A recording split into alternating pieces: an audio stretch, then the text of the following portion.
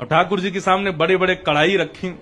तो उस दिन पुजारी जी से गलती ये हो गई कि सामने मिठाई रखवे की जगह, खीर रखवे की जगह उनने कड़ी रख दी।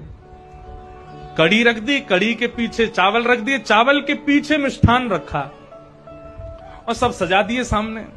और सजा करके रसोई घर की किवाड़ लगा के 45 मिनट का भोग लगता है, 45 मिनट के लिए पुजारी जी चले गए। 45 मिनट बाद जैसे ही पुजारी जी भीतर आए तो क्या देखा, सिंहासन पर ठाकुर जी है ही नहीं। ठाकुर जी है ही नहीं वहां पर।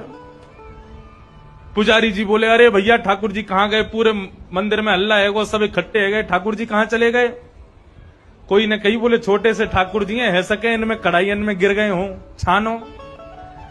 तो सिंहासन के आगे वाली जो कड़ी की कढ़ाई ही कही जैसे ही छानी, तो वहां में ठाकुर जी निकल आए। अब तो महाराज पुजारी जी बड़े जोर से हंसे, बोले अरे लाल जी को कड़ी इतनी भा गई, इतनी बढ़िया लगी कड़ी की वहां में कूद ही गए।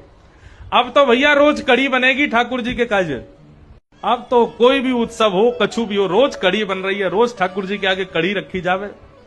10 दिन तक रोज कड़ी रखी तो 10वें दिन रात में सपने में पुजारी जी के सपने में ठाकुर जी आ गए और रोन लगे जोर जोर से। पुजारी जी बोले, ठाकुर जी रो काई को रहे हो? बोले मैं यहां मारे रो रहा हूं, तुम रोज कड़ी को भोग लगा रहे हो।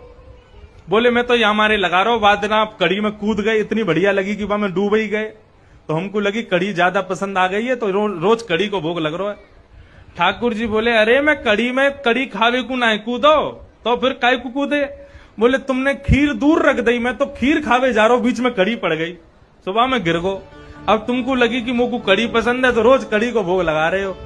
भैया मैं तो खीर खावे जा रहा हूं। फिर पुजारी जी ने क्षमा मांगी, अरे हमसे अपराध है गयो।